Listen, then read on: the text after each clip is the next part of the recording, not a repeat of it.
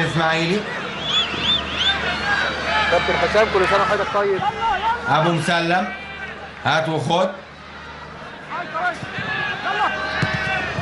وعرضيه وهدف رابع. هدف رابع للاسماعيلي. لسه بقول لحضراتكم باذل مجهود كبير جدا محمد السليتي. والهدف الرابع، الهدف الرابع لمحمد السليتي رقم 17، اللاعب المحترف في صفوف الاسماعيلي. نادي عرضيه ابو مسلم والسليتي عملها مزدوجه خلفيه على يمين محمد عبد المنصف ويضع الهدف الرابع في هذا اللقاء. صعبه جدا جدا، عملها مزدوجه خلفيه السليتي على يمين عبد المنصف والهدف الرابع. يا ولد يا لعيب يا سليتي.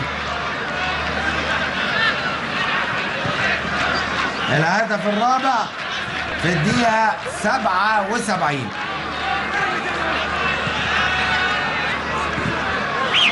بقول لحضراتكم لاعب مميز محمد السليتي قبل ما يجيب الهدف بلحظة واحدة.